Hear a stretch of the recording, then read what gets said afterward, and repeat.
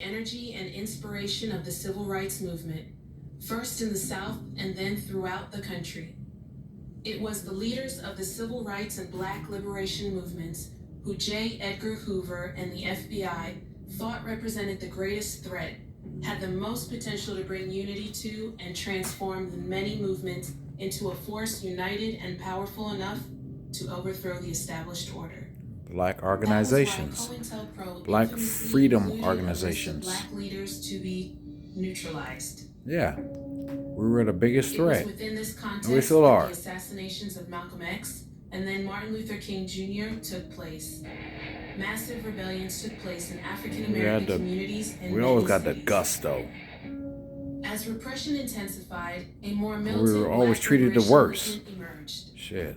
Vicious tactics, Always treated the worst. calculated assassinations were unleashed against SNCC, the Student Nonviolent Coordinating Committee, against the Black Panther Party, and against RAM, the Revolutionary Action Movement.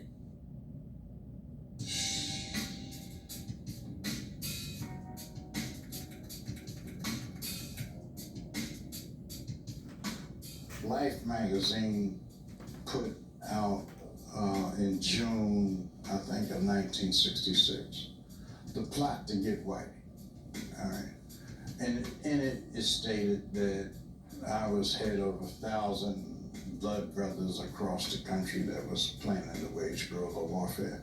Of course, the Black Liberation Movement is a priority at that time because the Black Liberation Movement and the quote-unquote Black Rebellion in the country at that time was gaining some significant momentum. CoInTelPro was a governmental conspiracy to liquidate the revolutionary leadership of Black America because we were impacting upon the whole country. And the leadership had to be liquidated, even up to Dr. King, because Dr. King had changed. People don't talk about it in those terms right now. We kind of equate and collapse everything into civil rights. But there was a more militant movement, a movement that was reaching out to global politics in terms of anti-imperialism at that particular moment, and it had tremendous potential. The Black Panther Party was only a small manifestation of what this infrastructure wanted to do. I'm talking about SNCC. Came up with these brilliant ideas, that had nothing to do with a Huey Newton or a Bobby Seale. We were organizing in the South, in the West, in the East.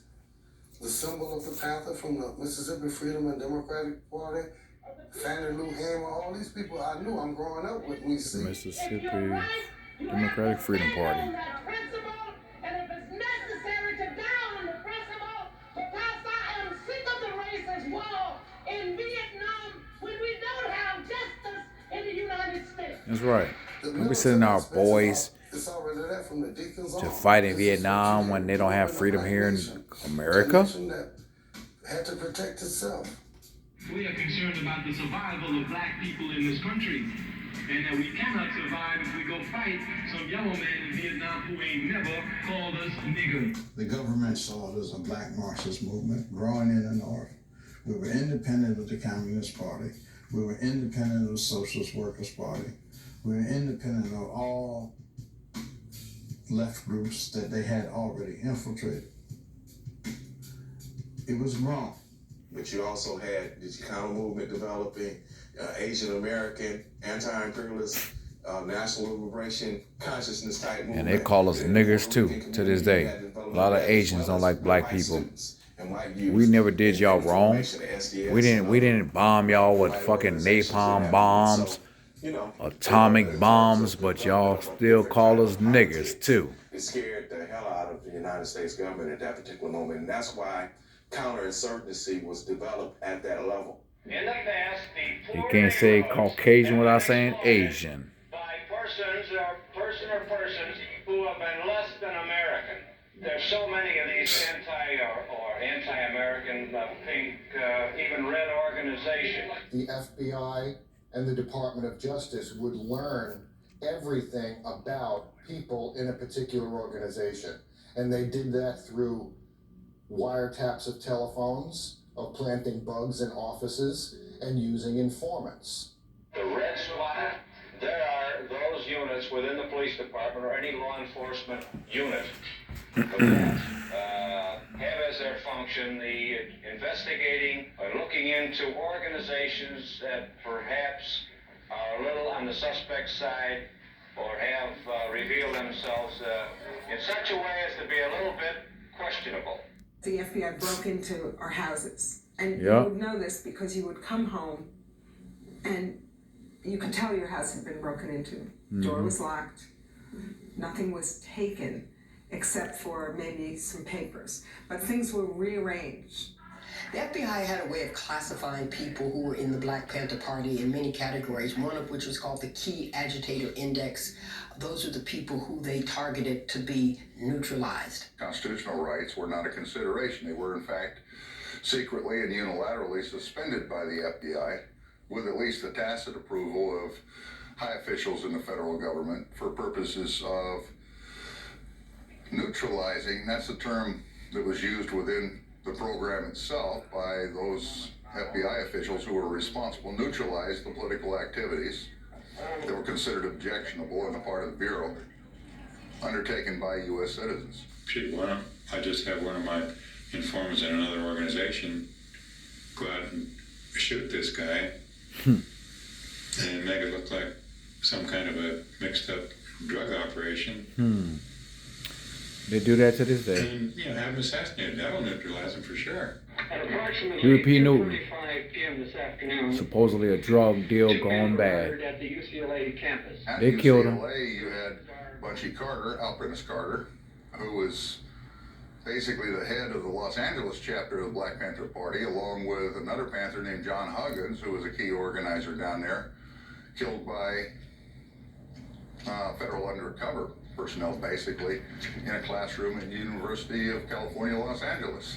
This was in Campbell Hall.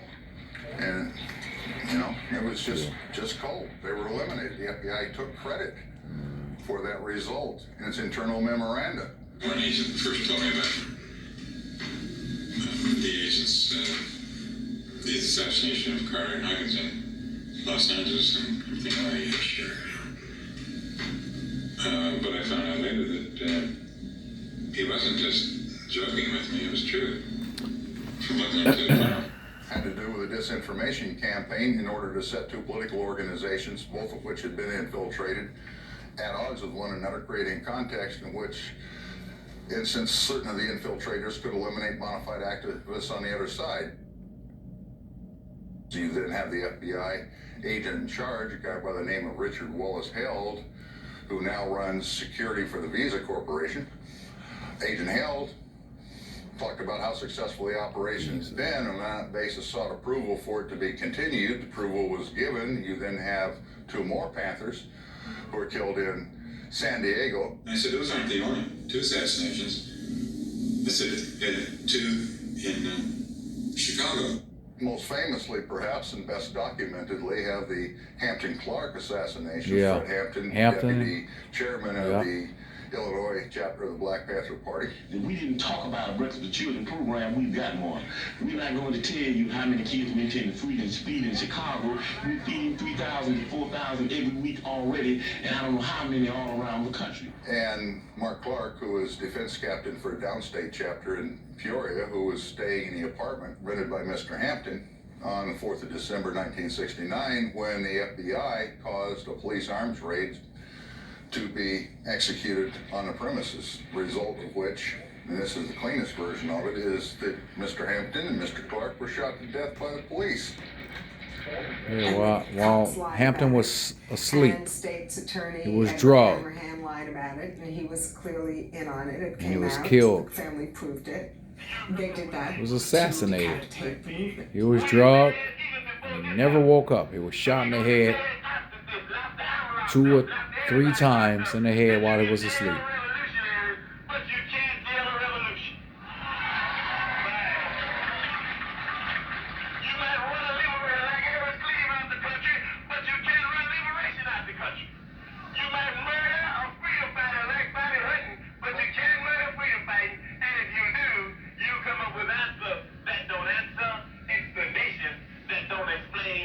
sober conclusion than don't conclude.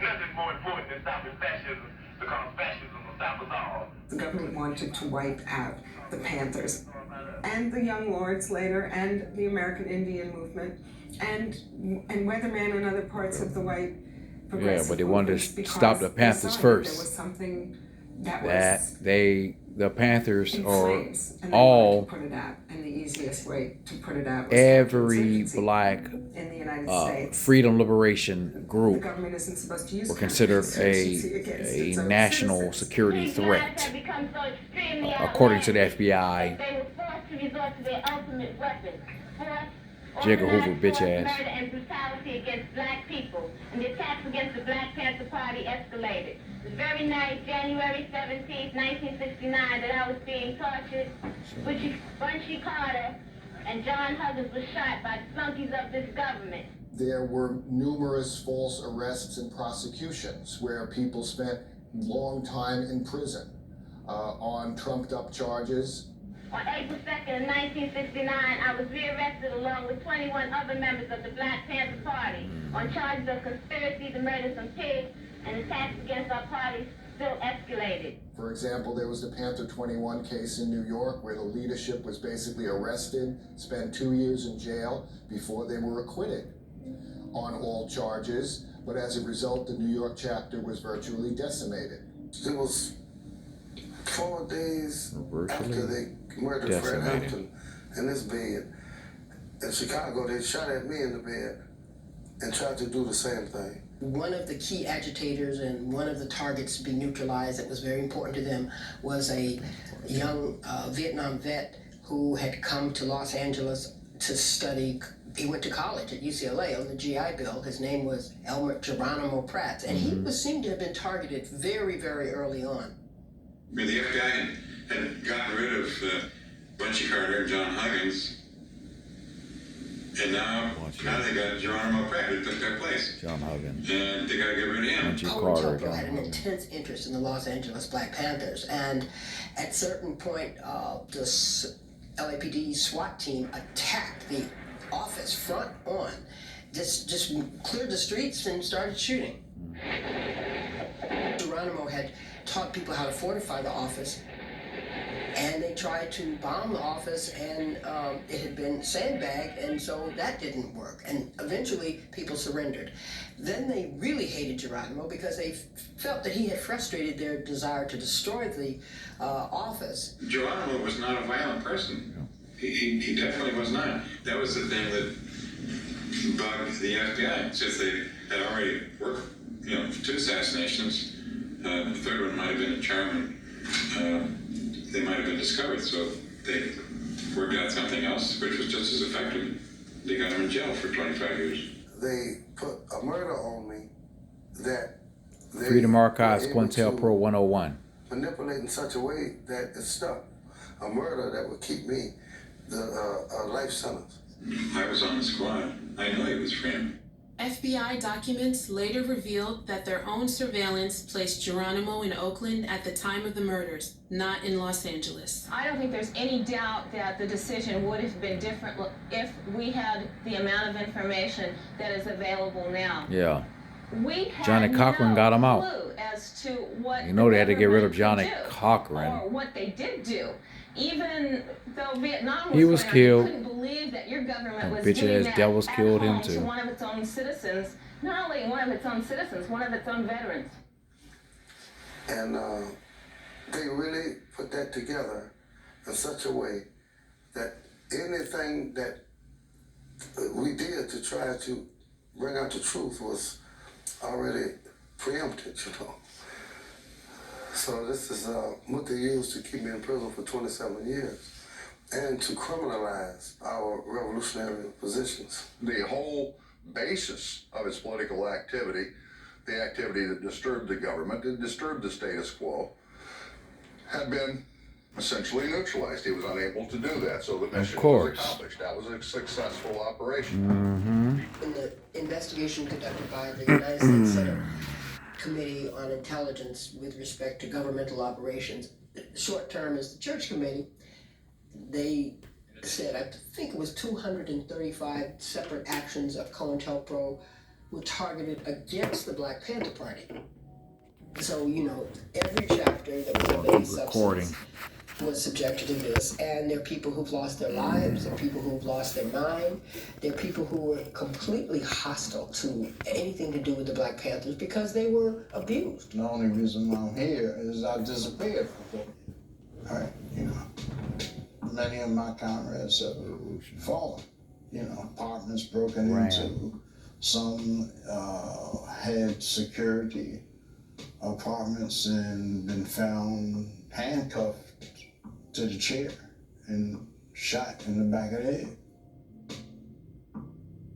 So it's a continuum of disruption, or what they call destabilization. Just like they destabilize nations, they're destabilizing the entire Black community. Radical movement, one way or another. They've always tried to CoInTelPro was a destabilize black highly secret communities, program, bro. and its crimes might not have been exposed were it Even to not this for a day. group of anti-war activists in Pennsylvania. April of 1971, Bitches.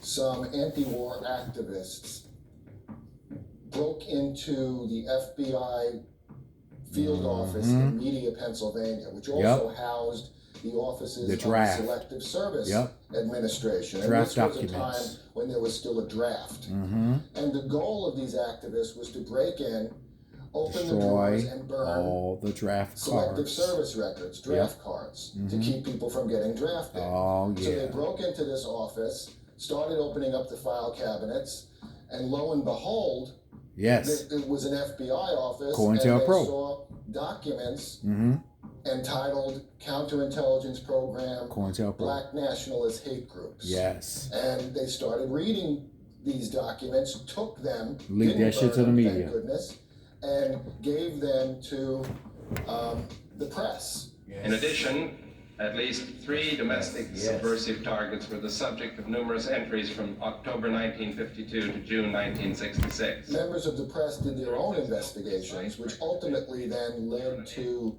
in the mid-1970s, an investigation by Senator Frank Church, which became known as the Church Committee. And they say which black folks, conducted an we should not be investigation into all aspects awarded of government reparations. misconduct Yes. and Yes. surveillance of Yes. political organizations in the 50s, 60s, and the 70s. It's like any other racialized or ethnic group that were violated in a humane way or in a way of civil rights or human rights, they've been awarded compensation, indemnity, Of the law, which says that the reparations. CIA stays out of the domestic affairs of the United States. There was a real purpose for that. The purpose Black was trying to Americans preserve a should free be society. compensated And for not the let an intelligence sufferings, agency, in the name of the national security, sufferings begin to we've erode away experienced and the foundations of freedom in our own still land. What continues you to see is the experience. government taking it upon itself the supervision of what is allowed politically and what is not allowed politically. And when those decisions are made by essentially an organization that's a political police force, such as the FBI, or intelligence agencies like the CIA or the Department of Defense Intelligence, when those kind of people are making decisions of what is politically appropriate for the citizens to do, then we don't have a democracy. Racist Then we have sons of essentially bitches, a police state. redneck Only bitches. the police are deciding what can happen. And so that's the fundamental crime of the CoInTelPro program. Whether there's stress or turbulence doesn't really excuse agencies, law enforcement agencies of the government, or the president himself from rising above the law and proceeding in lawless fashion. The FBI admitted to the Congress of the United States that they had over 1 million documents on the Puerto Rican independence movement. 1 million documents. What about the blacks? They had more than over 2 million documents on black organizations, black freedom organizations, black equality organizations. Bruh, bigger than the shit y'all went through. Believe that. Fuck out here, man. Their attacks, which largely Y'all call us niggers too. comprised of illegal tactics to make the criminal the victim and the victim the criminal, Malcolm to turn X. everything around. Right. So we Propaganda. couldn't win the hearts and minds of the people if we wanted. So we will begin to be looked upon as the enemies of the people instead of what we were, freedom fighters fighting for people. So they're using mind games, manipulation, deceit to create confusion, dissension, and end up destroying the leadership. I was in the middle of that, and I would say that the repercussions of that kind of CoInTelPro operation are still present. Hope he was really working for the Whether people. the death of Ricardo Falcone was an assassination Some people say that you were or not, it had a very chilling compromised. effect on social movements, on communities not only in Colorado, not only in the community that he was Or is born that in, Angela Davis? but in communities across the United States, across the Compromised. I don't know. Southwest. It said to people, if you dare to go out into community and begin to make social change, then you are going to have to pay a heavy price for that.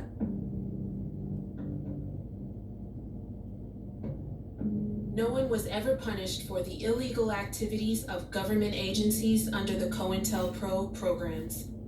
Some people paid a high price for fighting back or resisting this government-led war Bobby Hutton. against progressive Young movements. Bobby Hutton.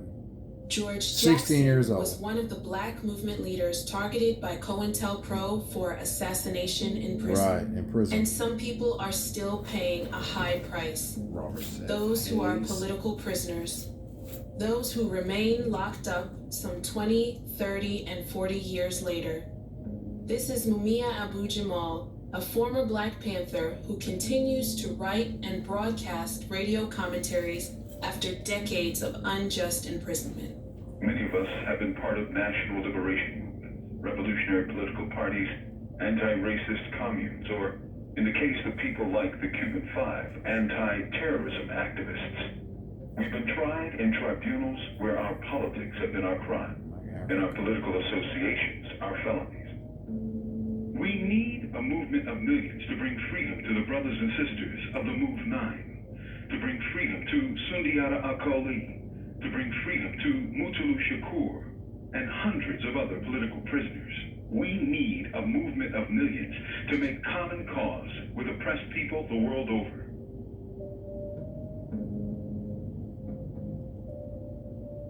Yeah.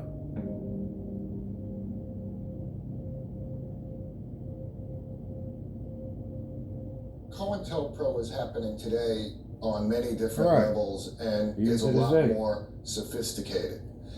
And in fact, it doesn't need to be a secret anymore. I believe that it is our ability to transform that repression into meaningful discussion, because it's not just about us saying, well, we need to take the state head on.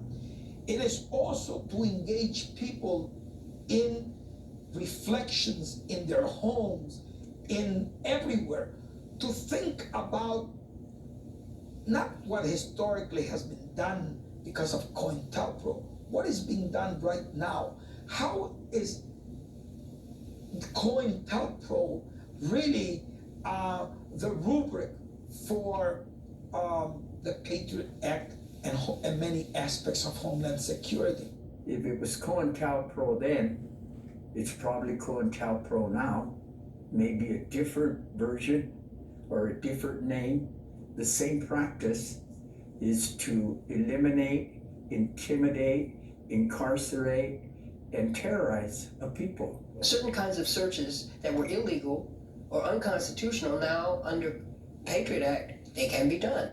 If you involved in radical was politics, illegal if back you're then, involved but they did it in anyway. certain Now forms of it's even legal. civil disobedience, that you might be charged as a Whether it's terrorist in legal or this particular illegal, they're country. gonna do it anyway. They'll get away with it. There is, I believe, a growing movement to really understand the role of the FBI, particularly with the assassination of Filiberto Ojeda Rios. The FBI pursued Rios, an independence movement leader, for 15 years after he failed to appear for sentencing on robbery charges. On September 23, 2005, the FBI murdered him during an assault on his home in Puerto Rico. that led many people to really question the role of the FBI. What they call this great green scare of the last few years, the radical environmental movement, for lack of a better term. This was showcased as being an example of so-called domestic terrorism, although I don't know if it's ever been shown that they hurt anyone. Now the people who are the most serious, most principled activists are in position of being made into examples of the cost and consequence. Just proportionally harsh, ridiculous sentences, if you want to think about it, under the rubric of terrorism. Sanctioned or now, under the Patriot Act, there doesn't even have to be any crime. People can just be investigated. And guess what? They get investigated because of their politics. They get put on lists. They get under surveillance. There's all kinds of things that happen to people. They can be whisked off into prisons that no one even knows where they are. They can be tortured. They can be brutalized. These are the things that were being done under CoInTelPro as well. But the government said they weren't happening because they were illegal. They could have been charged for violating the law. But now, that is the law. There are young people looking for answers. And there are enough victims of CoInTelPro around from the 60s and 70s in every community to warn young people of the traps. There are yet people who have raw wounds walking around from those years.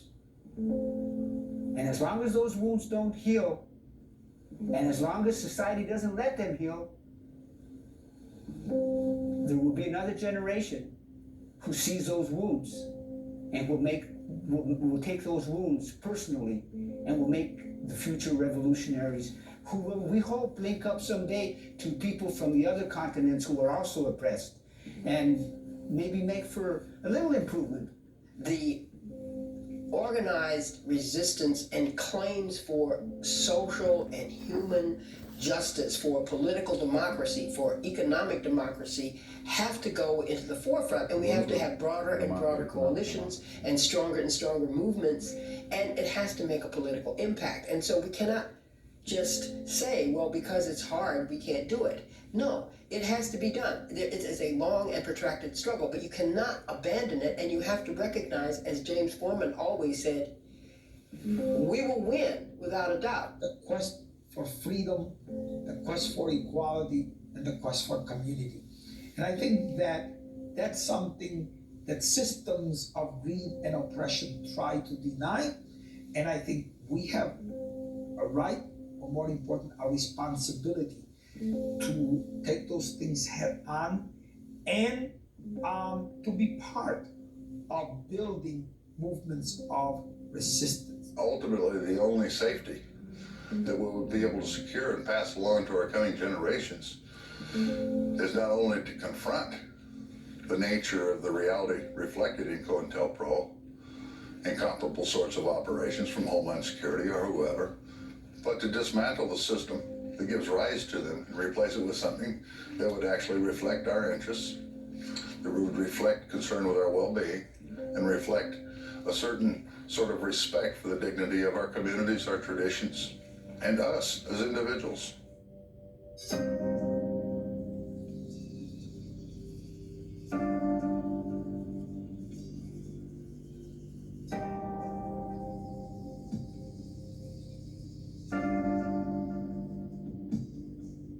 Fight for liberation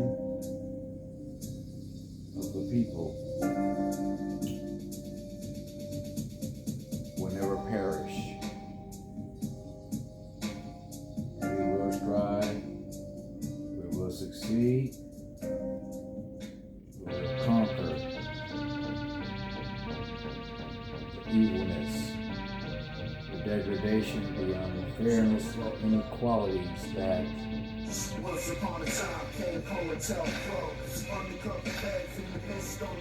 is a plague upon this earth. God say enough is enough, and God has always rewarded and always created freedom fighters, the liberators of humanity, of mankind. The angelic force that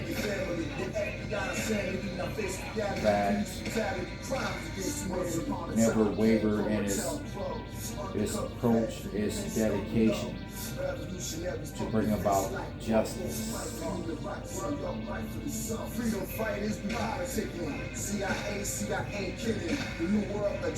Choose Lumumba.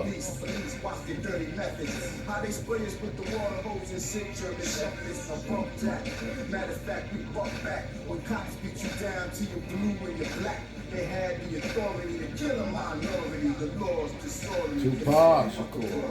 Tap on my phone, keep tabs on his quarterly. Black Panthers threaten his national security. The ghettos, the perils, the soldiers, the rebels. The Russian shows the rebels. As long as there's inequality, as long as there's any type of injustice, man, the people will speak out. And there was a time when people speak out and say enough is enough by means of peaceful organization. Well, there will come a time, and it's evident when you look back on history, that the people will say enough is enough, and we've asked for peace and justice and equality peacefully. We've knocked on your door. We've asked to be fed. We've asked to be treated with some dignity. But you've denied us that. And now it's time to kick that fucking door in and get what is rightfully ours. That is evident, that is truth, that is factual. Then, it is now. And hopefully, that won't be palpable in the future. Hopefully things will be different. Power to the people.